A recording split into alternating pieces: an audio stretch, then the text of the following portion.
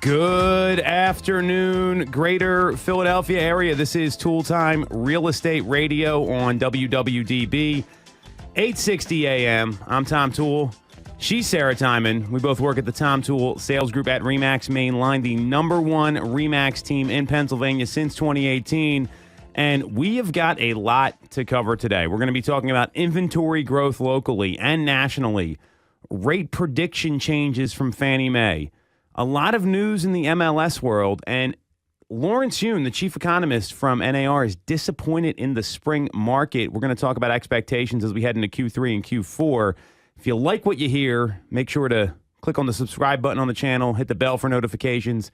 And if you want to schedule with a call with an expert like Sarah, specifically on our team, to talk about your real estate needs, you can do that with the link in the comments. So inventory is growing. I think that's to me is like one of the best pieces of news we've seen probably since we started doing the show. This is the first time it's really gone the other way.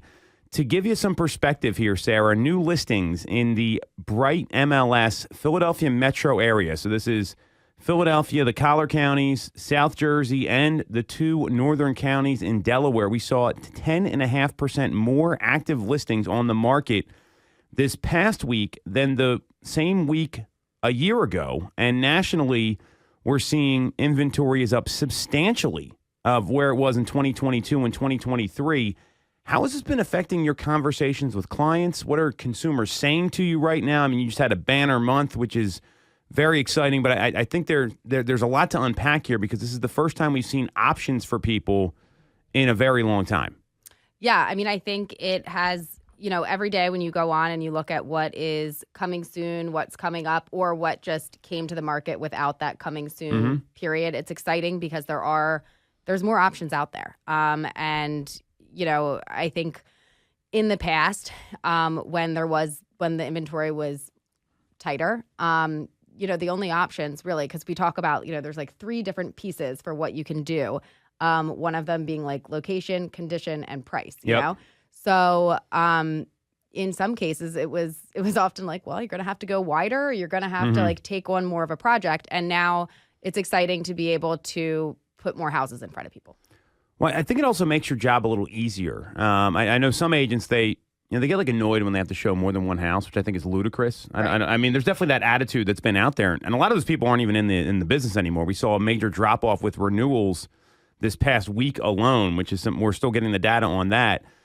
But you've been on both sides of this, and I feel like when you can show someone like 7 or 8 homes, I'm not talking a ton, and there's like 1 or 2 that kind of interest them, isn't that a lot easier than walking into one home and saying, all right, this is all we got for you? Right. Do you want to buy this or not? You got 15 minutes to decide. I feel like it gives people a better perspective if they're serious about actually transacting.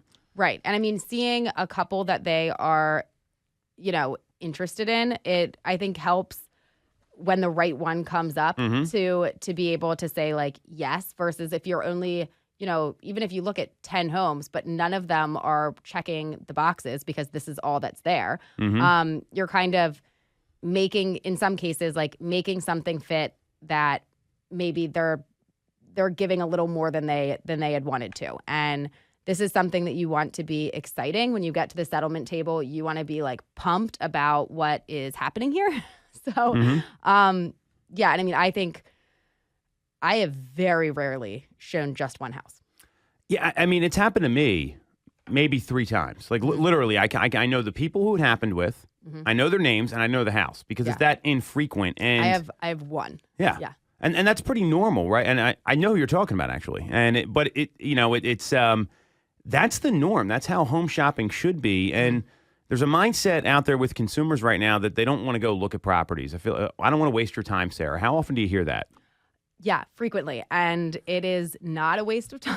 Yes. It's a very important part of the process. And like now there's a line there for, if you know that there is no way that this is going to be affordable, or, hey, we've looked at 15 homes exactly like this one, and this one has the same negatives in your eye as the other ones had. It is sometimes you do need to kind of like make sure you're really refocusing and getting on the same page. But otherwise, no, let's get out there and look at homes. Well, and I think it's when they know they're not going to buy the home because of certain conditions, like, hey, I don't want to be on this side of the town, or I don't want gas heat, or whatever it is, or I need a 4-bedroom. Like, those are things you can't necessarily fix. So I agree with you there, but at the same time, how often have you showed somebody a property where they're like, we're never going to buy this, Sarah. I don't know why you're showing this to us. And I'm like, well, this actually isn't that bad. And I think that's what a good agent does. Remember, 50% of consumers right now, they want they want their agent from home buyers. They want their agent to help them find a home. So I think it's really relevant to have that as like a tool in your toolbox as an agent, and you should be wanting your agent to bring other options to the table. I think that's a really important thing. So as inventory grows, how are you changing how you're talking to people? Are you changing the advice you're giving? Like, talk to me a little bit about how maybe things have changed from this time last year to where we are right now. Again, we're seeing 10.5% more. It may not sound like a lot to me. It's like night and day compared to where we were this time last year.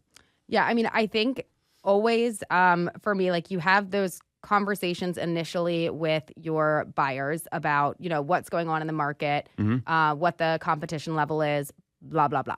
But always it comes back to any individual house, because there are homes that are going to, even when things are like flying off the shelf, there are some that are still sitting. So let's figure out like what to do with that. So I don't think I ever really give blanket advice. Like, I'm never like, all right, in every case, we're going to go, at least 15,000 over the list price, and we're going to waive everything, and we're going to offer them your first child, and like, they may not want the kid. That might kill the deal. So I mean, I've always been one that I want to look at all of the pieces that could go into it before offering advice. If inventory is growing, it makes sense that there would be potentially some homes, fewer offers, and the ability to negotiate some different items that otherwise maybe you couldn't. But there are still going to be homes that hit the market that you're going to have to do all of the things for if you want to be the winning offer. So I would say very exciting that inventory is growing, but everything is still case-by-case basis in my eyes. Well, I agree with that, because there's always that like one neighborhood where people are going to fight over getting into that neighborhood, and that's always going to be the case. And you usually find that in like the move-up neighborhoods where people don't really move out that often. They plan to be there 20 years, so that's pretty normal.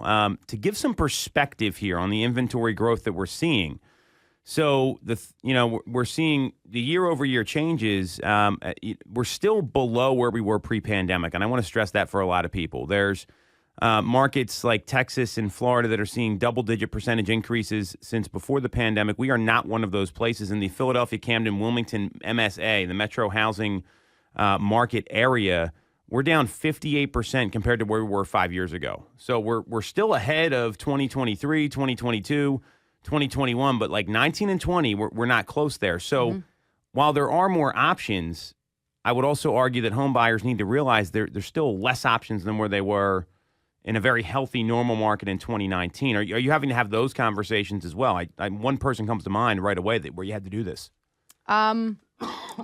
Yes and no. I mean, I think for most people that I am working with, they were not in the market prior to 2020, 2021.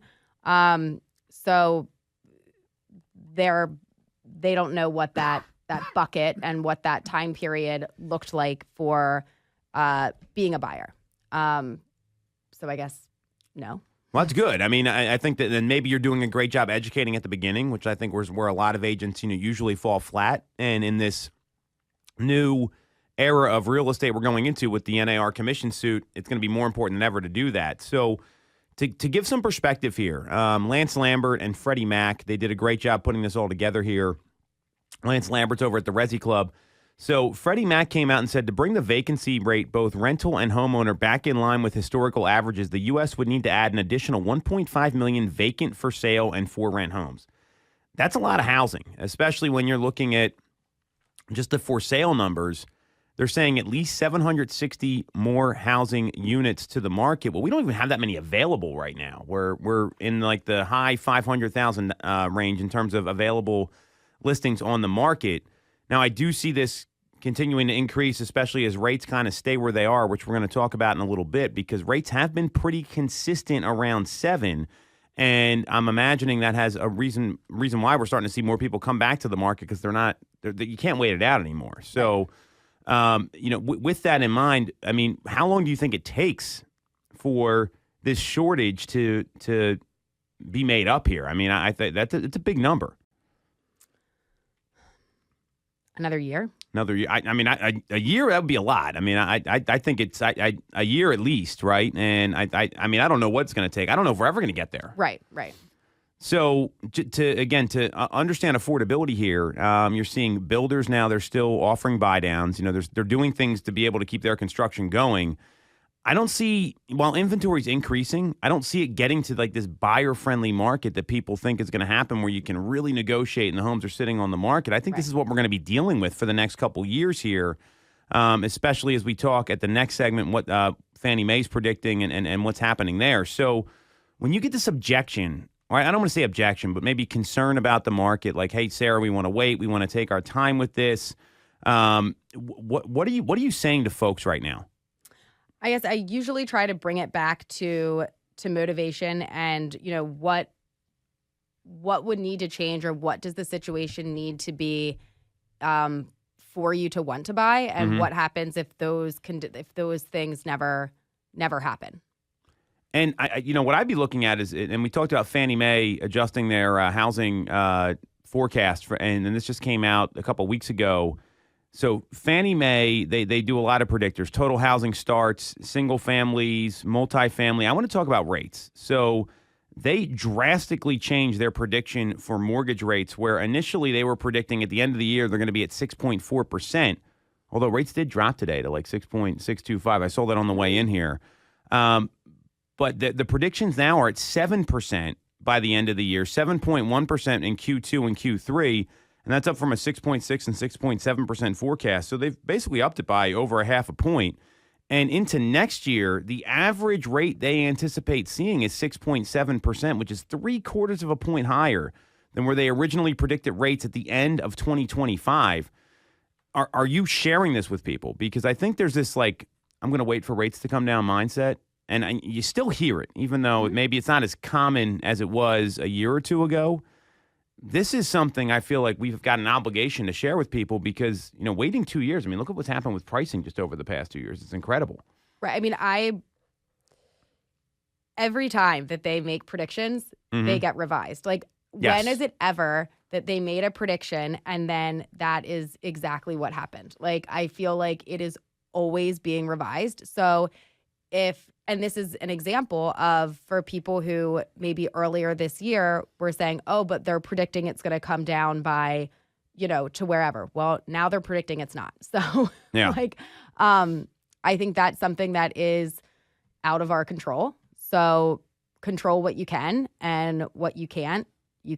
And do you want, what else can we do here? And maybe it doesn't make sense to move. Like, for not every person is moving the right option. But if you're somebody who does need to, and where you're currently living does not make sense, if we can't control the rate, what can we control? What else can we do? Because there's no saying that it's ever going to hit that condition. And if it does, how many buyers are going to be flocking back in? Well, a lot. Well said, right? Sounds like a Dumb and Dumber quote there, or something close, right? I think I got that. So I agree with you, and this is why it's so important to educate people instead of try to close them. I mean, agents try to close way too often, and you see the people that just educate. Like, that's the ones who win. I mean, you've had some clients you've worked with for a very long time. So have I. You never hear the agents that are selling a lot of houses saying, oh, I haven't worked with people for a very long time, or there haven't been those long-term deals that they close. You got stuff that happens fast, maybe a normal pace, and then there's the long-term pace. And that's just how this business is.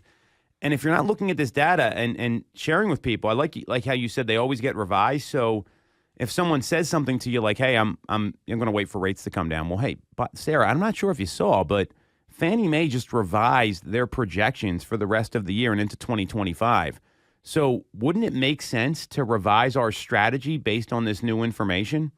And then you're not telling them like, hey, go buy a house, right? Or, hey, let's jump in. Right. It's the experts are revising things. Is this new information? Is that going to change your plans? And the question people need to ask themselves is, how certain are they that rates are going to come down? How certain are they that these things are going to happen? Because I don't see any data that indicates that. And especially when you look at mortgage purchase applications, and if I'm a seller, I'm paying very close attention to this. And we'll have Nick put all these charts up on the post edit here. This is from Housing Wire. So we are way below 2022 and 2023 purchase applications indexes all year long. The 2024 numbers have been far below last year and the year before, and they're kind of steady right now around that like 141,000 purchase application. It's an index, so it's 141.7. Excuse me. They've been around there pretty much all year. If you look at the chart here, you can see it. So that tells me demand's pretty steady, and the people that are transacting are the ones that have real motivation, like you talked about. And the only way to really you've got it, and motivation can kind of come in waves. Like at first they're motivated, then something changes, then it comes back, and like life happens. Yeah. So, well, and I mean, I've never had a client come back to me after closing on like getting the house, even if rates did drop and whatever, being like, I wish I would have waited, like ever. And like very frequently, I will, when I'm like following up and talking with different clients that got under contract and secured the home, I'm so glad we did it, like, and look at the equity that I built. Like, did you see, and like, if you send out the home valuation updates for, hey, in the year that you've now owned the property, look where, this is coming in at, people are happy. And, I think it's really easy, especially if that motivation isn't there, to kind of look for something. Like all of these things would need to be exactly right. But once you do it and once you get the house, like people see that as a win, and it doesn't really matter if rates did dip a bit. Because also we're not in that like totally volatile state where it's like, and next week they're 5%, and no, today We're you got 7. for like sure. it's kind of where it's at. Well, and that's the good news about the market. It's a little more predictable now. Yeah. We're coming out of a very volatile period where there was some incredible things that happened for 2-3 years there.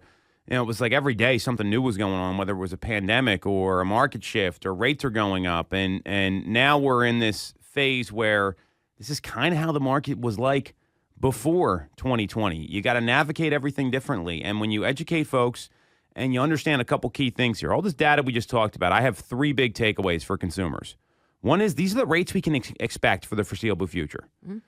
If you're waiting for rates to come down or come up, you're playing a dangerous game there, because there's a lot of factors involved. Like we've got a jobs report coming out this week. I'm sure someone's going to say something, the market's going to react. That's how it always goes.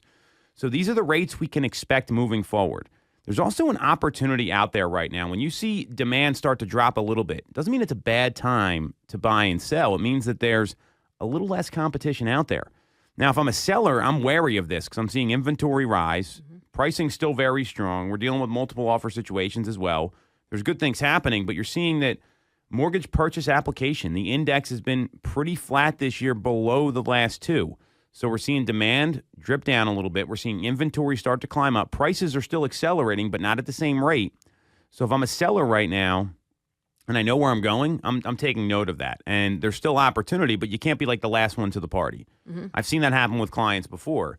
And for buyers, I think there's the opportunity to actually get the house that you want and be a little more intentional with it, as long as you know all your options up front. So, and lastly, for the agents out there, the people that are motivated are going to be ones that transact, and that's always the case. So a lot of data to unpack. That we do see kind of the beginning of a shift here. We're going to take a quick break. We're going to come back and talk about the MLS news in relation to the Real Estate Commission lawsuit. This is very, very interesting stuff here. Next on Toole Time Real Estate Radio on WWDB 860 AM. Have you considered a career in real estate? Do you want control over your income? Whether you have a license or not, call us today at 610-692-6976 or visit TomToole.com. Join our team, the Tom Toole Sales Group at RE/MAX Main Line. The Tom Toole Sales Group is the #1 RE/MAX team in Pennsylvania with over $165 million in volume for 2021. I'm Tom Toole, and our team has achieved that kind of success by being a great place to work with and to work for. No one knows Greater Philly better than we do. We know real estate, but more importantly, we're real people. We hire the best agents and we give them all the tools to succeed. Even our brand new agents sell 17 to 24 homes a year because our team delivers the best experience in real estate. Teams deliver a better experience than individuals, and we're a top 1% real estate team in the country. We call it AAA service. We're your advocate, ally, and advisor. Because this isn't a transaction to us. It's a relationship. If you're buying or selling a home, call the Tom Toole Sales Group at RE/MAX main line at 610-692-6976 or visit tomtoole.com. That's tomtoole.com. Sell your home for more, and remember the real estate golden rule. You always get more when you work with Tom Toole. For the best local mortgage service and great rates on your money, look no further than Mortgage America. We've been operating in the greater Philadelphia area for 40 years with a focus on smooth, easy access to home purchasing. Whether you're a first-time buyer, upsizing or downsizing, or just refinancing, we have programs for you. We also have closing cost assistance programs and access to subsidized interest rates. Pre-approval is free, no costs or commitments. To learn more, visit our website at mymortgageamerica.com or give us a call at 610-439-8000. We always have a person available to take your call with around-the-clock human service. Purchase your home with the personalized, local service you find at Mortgage America. Mortgage America is an equal housing lender. NMLS 128501. When you're getting a mortgage, you shouldn't have to sacrifice great service just to get a great rate. At Mortgage America, we've been lending with this philosophy for over 35 years. We have access to great low rates without the complications and delays of big or online banks. We're a local Pennsylvania lender with loan officers that you can actually meet. As PHFA's #1 lender, we specialize in all residential mortgage programs, including first-time buyer programs and low down payment options. For your free pre-approval, call us at 610-439-8000 or apply online at mymortgageamerica.com. Mortgage America is an equal housing lender. NMLS 128501. Welcome back to Toole Time Real Estate Radio on WWDB 860 AM. I'm Tom Toole. She's Sarah Tymon. We both work at the Tom Toole Sales Group at RE/MAX main line. The #1 RE/MAX team in Pennsylvania since 2018. And we are talking about, this is the juiciest MLS news you're ever going to hear. We're going to unpack that next. And then lastly, how Lawrence Yun is disappointed in the market and how to thrive anyway, as our team is coming off the best month we've ever had, despite all these feelings. If you get some value out of this, you'll like what you hear, make sure to subscribe to the channel, hit the bell for notifications. And if you want to schedule a call with one of our agents, specifically Sarah, to navigate these market conditions, make sure to use the link in the comments. So we've got the NAR commission lawsuit. And this is like the other shoe to drop, finally, because all we've been hearing is we want transparency, we want this, we want that. And there's really two changes that happened. One is compensation's coming off the MLS.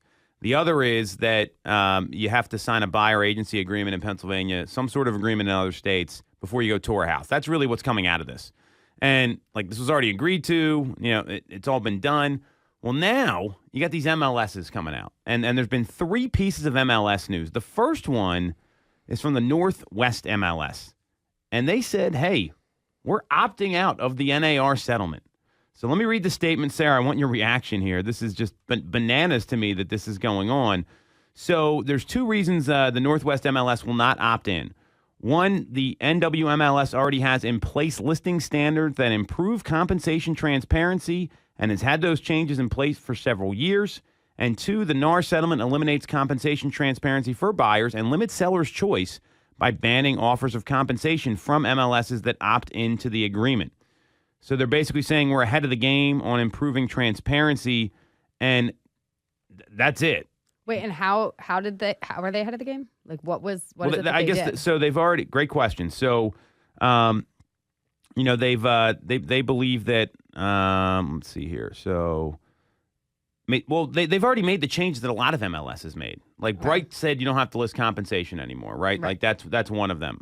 It wasn't ever a forced compensation offer, and so that's how they're ahead of the game. But were they posting what the compensation was should the seller choose to offer it? Yeah. Okay. And they're saying they're just saying we're not doing it. We're opting out. I mean, pretty much. So I didn't know that was an option. I didn't either. And what's fascinating to me is Michael Ketchmark, right? So this guy already he's getting paid now, right? So think about, I know you're not like a huge sports fan, but you ever seen the guys that like, they get paid and they're not as good once they get that big contract? Sure. So keep that in mind when I read this. Time will tell how the NWMLS rules benefit home sellers compared to the NAR settlement. But as a rule, I'm always suspicious when the fox says it's guarding the chicken house, and that is what is happening now in Washington. That's Michael Ketchmark. Wait, who's the fox?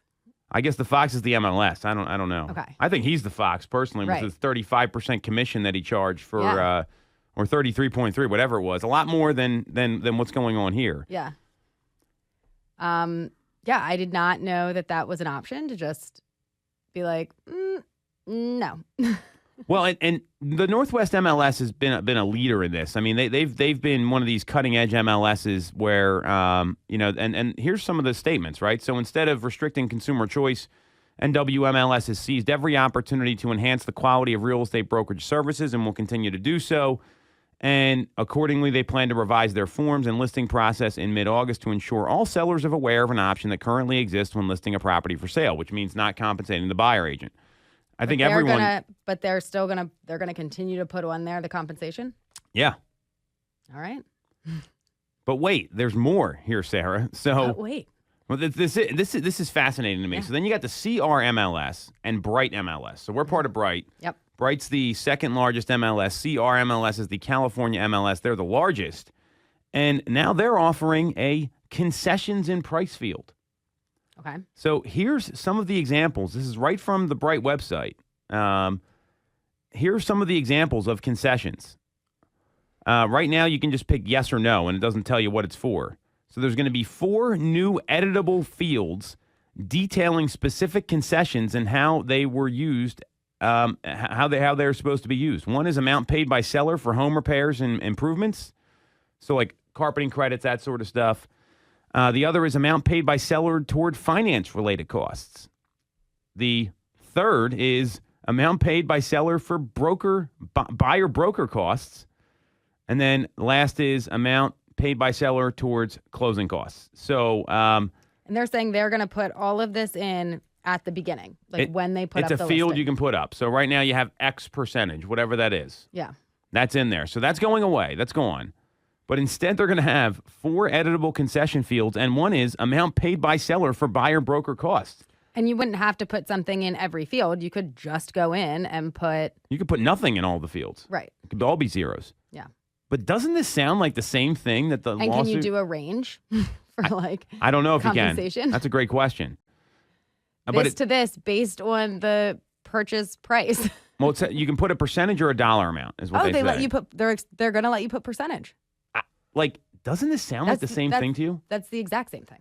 So what's your take on this? Because if the CRMLS is doing this, Bright MLS is doing this, they're not just like, hey, screw it, we're going to just go against this lawsuit here. They've probably talked to attorneys about this. I can't imagine that this is like a rogue movement here. Right.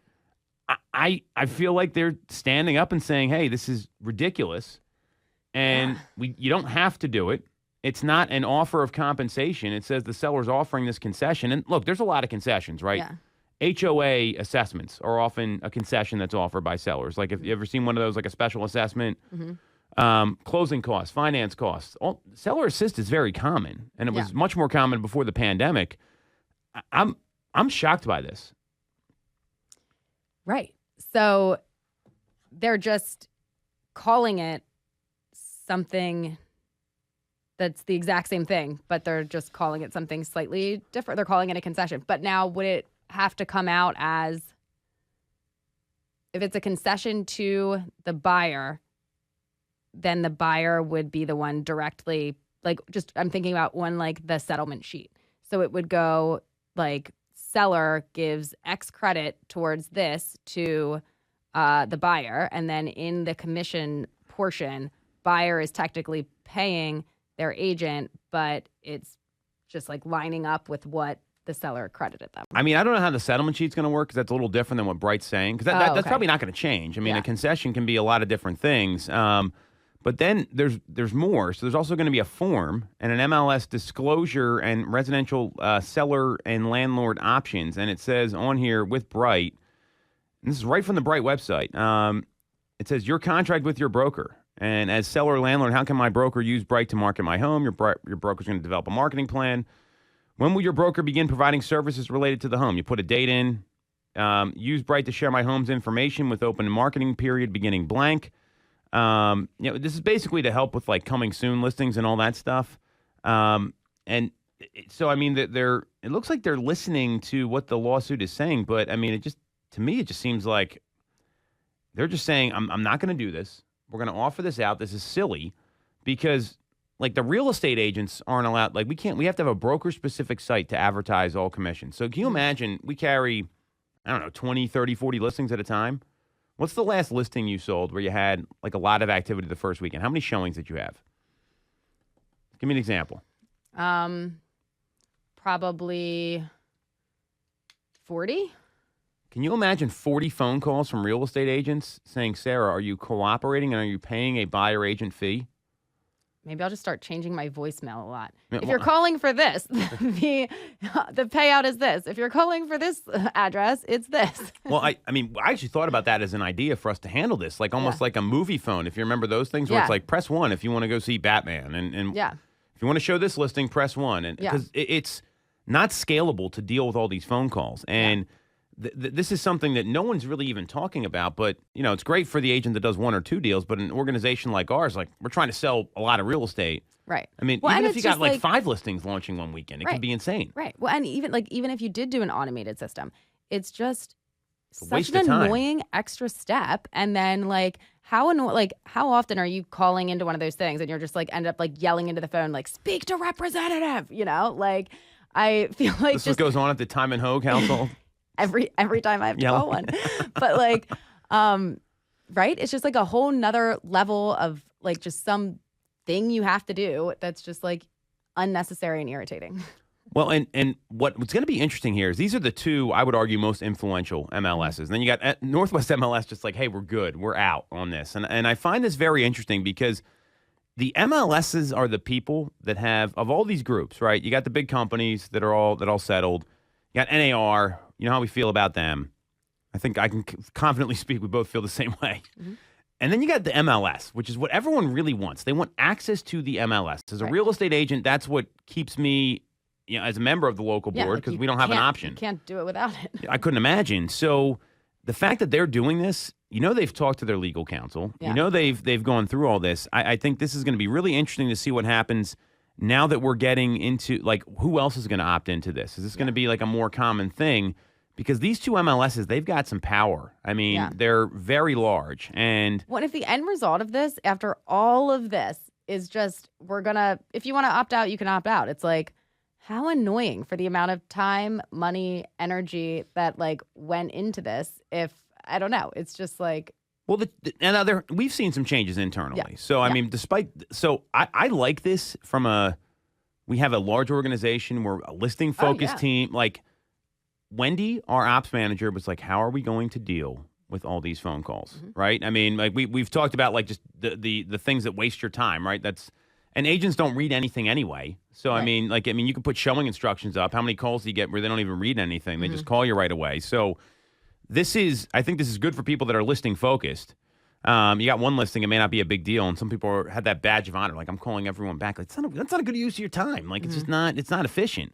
So I think if more MLSs follow, then this is going to be very interesting how this plays out. Now, internally, what we've seen in terms of changes is buyers are aware of their fee. I mean, we had that, you were there last week. We had our buyer conversion workshop that we run a couple times a month.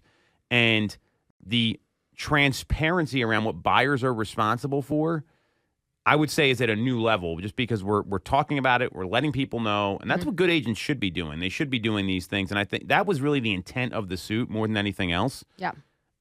But I mean, it didn't have to go this far. I think it is. I mean, talk to the companies that had to settle all that millions of dollars, like in this, and then you got the MLSs saying, "Hey, we're good anyway." I mean, it's a little. Nah. A little ridiculous. So I think I think this is the argument everyone has with the DOJ, right? We talked about that last week where they implement it, they sign something, and they're not going to move ahead anyway. So very, very interesting here. So do you think more MLSs are going to follow suit?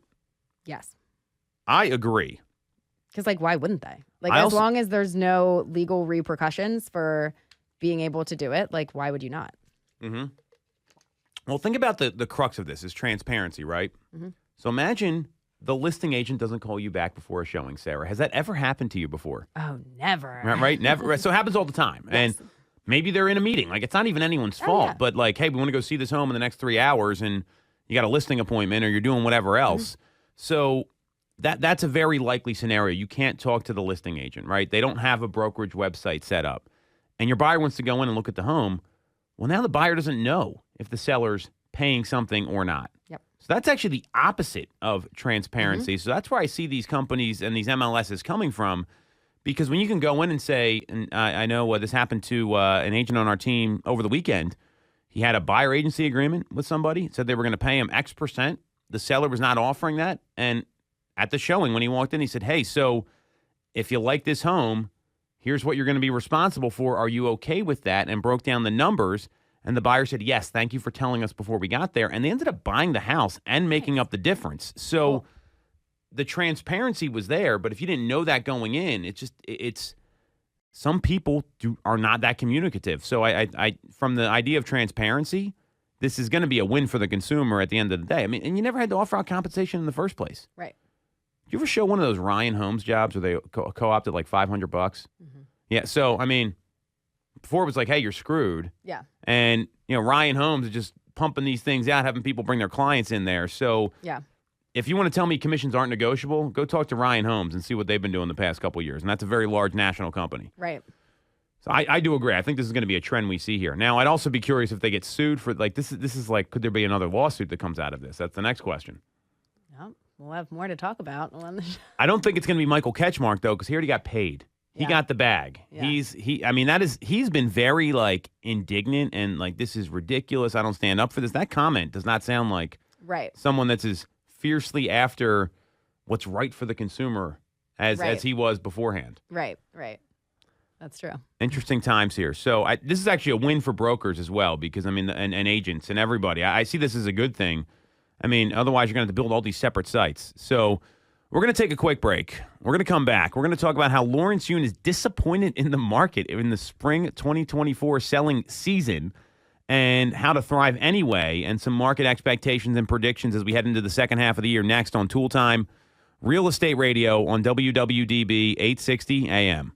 You shouldn't have to deal with all the red tape when getting your mortgage from a big or online bank. At Mortgage America, we have access to big bank money, but with the personalized and detailed service of a local bank. We are here in your community and ready to serve with fast settlements, low down payment options, and first-time homebuyer programs. Pre-approval is free, no costs or commitments. For more information, visit our website at mymortgageamerica.com or give us a call at 610-439-8000. Mortgage America's equal housing lender. NMLS 128501. I'm Tom Toole of the Tom Toole Sales Group at RE/MAX Main Line. If you're thinking of becoming a real estate agent in the greater Philly area, I have a special offer for you.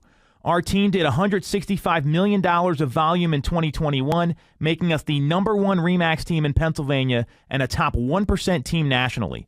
Our agents love us because we offer them a successful career, a great life, and an unbeatable culture. Agents who've been with us for at least a year average 30-plus sales. Even our brand new agents average 17 to 24 sales a year. We offer proven systems and expert training. We help you set more appointments and sell more houses. Now here's the offer. If you don't have a real estate license yet, we offer real estate scholarships so you can get one for free.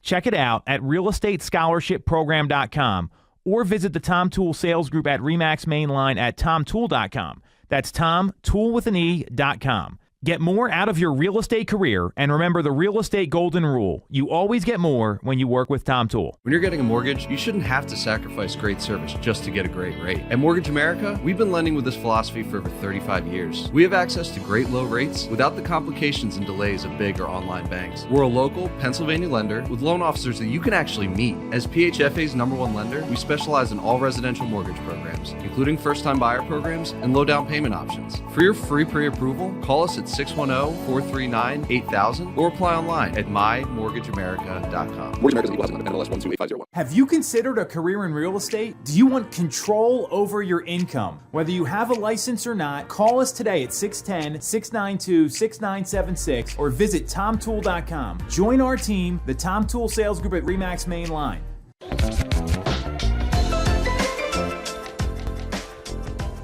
All right. Welcome back to Tool Time Real Estate Radio on WWDB 860 AM. I'm Tom Toole. She's Sarah Tymon. We both work at the Tom Toole Sales Group at RE/MAX Mainline, the number one RE/MAX team in Pennsylvania since 2018. And Lawrence Yun came out and said he is disappointed in the spring market activity. We're going to unpack that next and how you can still have a banner year with some serious behavior and habits that you can implement literally in your business, like as soon as you get done listening to the show here. If you get some value out of this, you like what you hear, make sure to subscribe to the channel, hit the bell for notifications. It only takes like a second, would mean a lot to us here. And if you want to talk about your real estate needs, and if you've been disappointed in what's happened this spring, Sarah Tymon and our team can help you with all that. Just click on the link in the comments. So, these articles always come out, and Lawrence Yun, he's one of these guys like NAR just dusts off every once in a while. He's got a pretty good job, right? Like, comes out, says some obvious stuff about the housing market, and then you don't see him again for a while. Like, I'd like to have his job. I think that would be and in all seriousness, he does know what he's talking about. So, we looked at some. We're talking about kind of how mortgage rates have flattened a little bit. We got this jobs report coming up, the Fed meetings happening, and Lawrence Yun called the typically brisk spring home buying and selling season a disappointment when classifying the market activity, which I was a little surprised by. I mean, but then you look at the data and you can kind of see what he's talking about. So NAR reported the annual sales rate of existing homes dropped by 1.9% from March to April, while the sales rate for new homes tumbled 4.7% during this same time period. And what's interesting is you got to know what's going on in the market, and then you look at what's going on in your business. I would call the spring anything but a disappointment for what we've been doing with our team. You had a banner month, Sarah. You're like, yeah, no big deal. Of course I did. I was happy with the spring market so far. Well, and I'm hearing this, and then I'm seeing what's actually going on and looking what's happening in Pennsylvania, and it's kind of surprising to me from what we're seeing inside our company, not from an economic standpoint, because I think the economy's in a really weird spot right now. There's hesitation because of this election coming up. Who knows what these debates are going to look like? It's just going to confuse everybody. Like, this is going to be nonsense that goes on all summer long. So what have you been doing to stay consistent, Sarah? I mean, because I think it's, you had a really big month last month, but it's been like the compound effect. Like, it's not just it's not just like I had a good 30 days or anything like that. It's been over and over again. So what are some of the disciplines you've implemented, maybe changes you've made in your business, or you just did more of certain things that are really helpful? Yeah, I mean, I think ultimately it comes down to just talking to more people more often. And I think there was, not everything that I was able to get under contract over the last month or the last 2 months was, again, like you said, just from like, oh, it's not like I met them and then a week later we got under contract. It was like things came into place for people some of them I hadn't been working with as long as others, but sure. I think it's just continuing to get people out and to look at houses and to talk about the market. And I think there's like an element of just staying positive, it's not all like doom and gloom and like, let's see what your options are and let's figure out how to make it work. The staying positive part is very underrated. Have you ever seen someone with negative body language before? Yeah. What do you think of them? It just it doesn't make you want to be around them, and it also doesn't make you feel good about what is happening. So imagine that person's guiding you in like this really stressful decision, right? Or if something goes wrong, and you do a great job staying positive. That's one of the things I've said to you the entire time we've been working together. It's like, hey, this happened.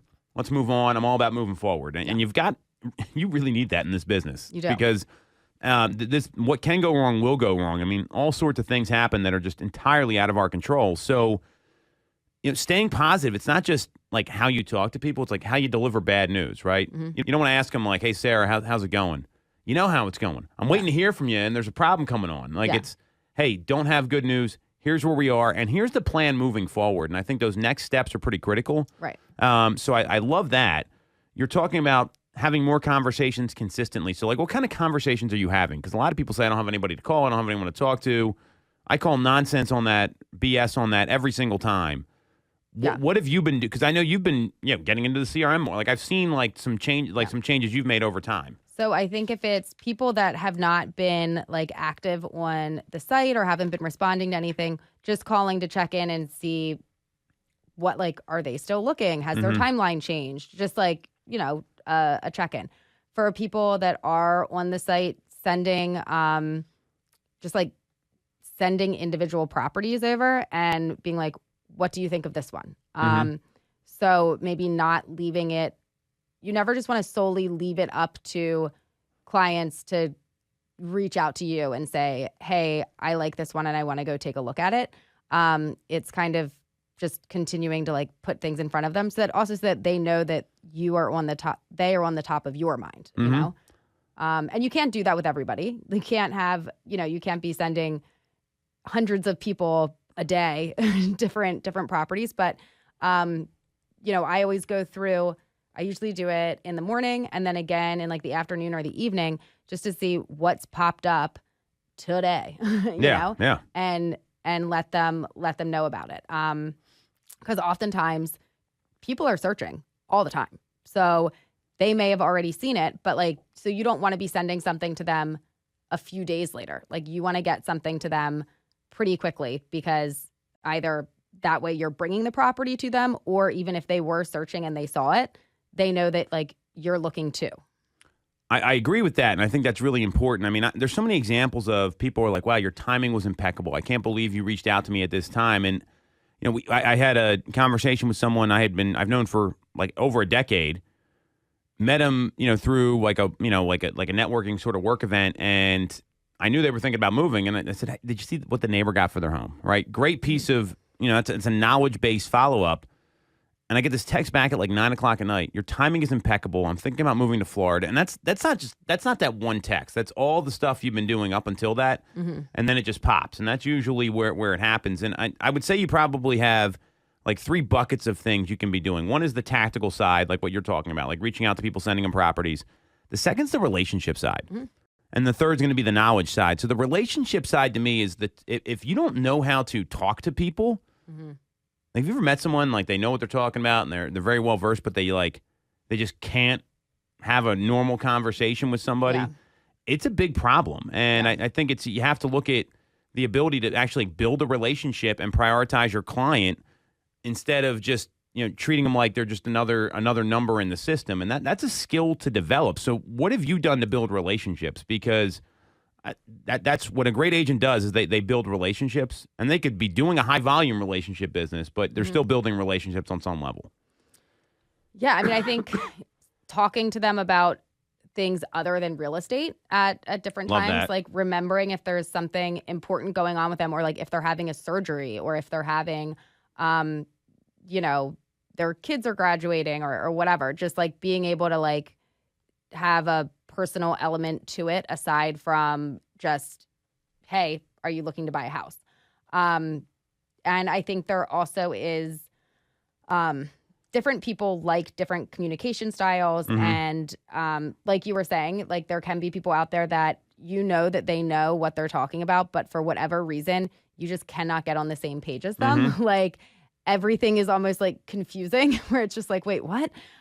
So kind of being able to adapt to different people, and you're not going to be able to connect with everyone, but I think that's a really great point. And like there are some people that like you're just not, for whatever reason, like you just don't like vibe, or like you just like don't get each other, So being aware of that, but then also just working on communicating and how do they like to communicate, and I guess just asking different times too, like if what you're talking about makes sense, and kind of checking back in like, hey, do you like how I'm sending you properties? Or do you have any questions with anything that we've been doing in the process? And just because you said it once doesn't mean that now it's like clear and move on forever. Like you have to like circle back for things and just kind of continue to check in on how people want to move forward.